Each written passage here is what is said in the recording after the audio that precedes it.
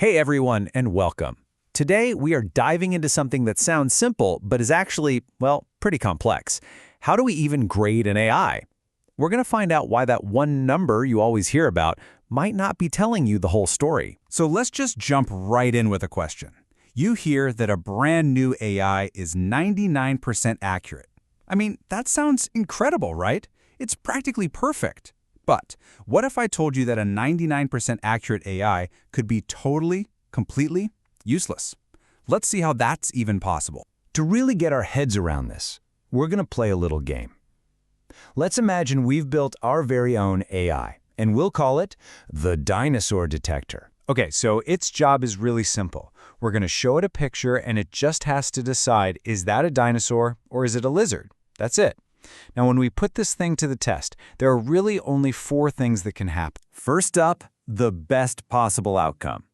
We show it a picture of a T-Rex, and our AI nails it. It says, dinosaur. In the world of data science, we call this a true positive.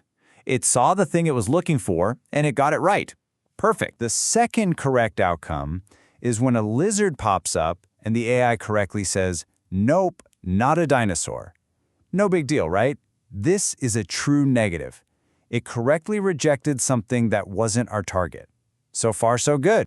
Okay, but now let's get to the mistakes. What happens if we show it a picture of a tiny little lizard, but our AI gets a little overexcited and shouts, dinosaur? Well, that's a false positive. It's a false alarm. It thought it saw a target, but it was wrong. And then there's this one, which is, you could argue, the worst mistake of all. A real, actual dinosaur is right there on the screen, and the AI just misses it. It says, nah, that's a lizard. This is a false negative, a huge miss, because the entire point of this thing was to find the dinosaurs. So if you take all 4 of those outcomes, the right guesses and the wrong ones, you can put them in a simple table like this. It's called a confusion matrix, which is a great name for it. And this little grid, it's the AI's official report card. It tells us everything about how it performed. Now let's see how we boil this down to a single grade. And this brings us right to the most common grades you hear about. And more importantly, its huge hidden flaw. The metric you always hear about is accuracy. You can just think of it as the total score. It's super simple. Out of every picture we showed it, what percentage did the AI get right? You just add up all the correct guesses, the true positives and the true negatives, and divide by the total. But this is exactly where the trouble starts. Let's set a little trap. What happens if our test data is lopsided? Imagine we give our AI 100 images to look at, but 99 of them are lizards and only 1 is a dinosaur. Now, a really lazy AI, or maybe just a broken one, could figure out a cheat code. It could just decide, you know what, I'm going to guess lizard every single time, no matter what. It doesn't even bother to look at the pictures. So, what would its accuracy be? Well, it would get all 99 lizards right, and it would only get that 1 dinosaur wrong. Its final grade would be a 99%. That sounds incredible. But the AI is a complete failure. It didn't find the one thing we built it to do. This is the big takeaway. Accuracy, all by itself, can be so misleading. So obviously, we need some better tools in our toolbox. To really understand an AI, we have to look past that simple score and start measuring 2 different qualities: how honest it is and how thorough it is. So first, let's talk about precision. I like to call this the honesty score. It answers a really specific question. When the AI does shout dinosaur, how often is it actually right? If an AI has high precision, it means it doesn't cry wolf. When it raises an alarm, you can pretty much trust it. Now, the other side of that coin is something called recall. Let's call this the search capability score. This isn't about honesty, it's about thoroughness. It asks, of all the actual dinosaurs in the pile, how many did our AI manage to find?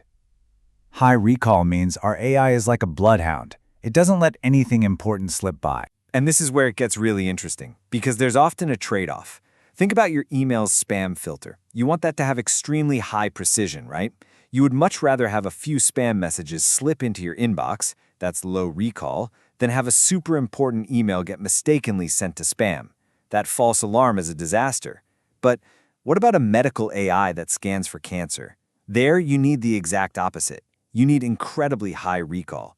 You want to find every single potential problem, even if it means raising a few false alarms that a doctor has to check later. Missing a real tumor is simply not an option. So you might have one AI that's really honest but misses things, and another that finds everything but cries wolf all the time. How do you pick the best one? Well, you need a good all-arounder. And that is where the F1 score comes to the rescue. Think of this as the comprehensive score. It's a really smart kind of average that blends precision and recall together into one single number.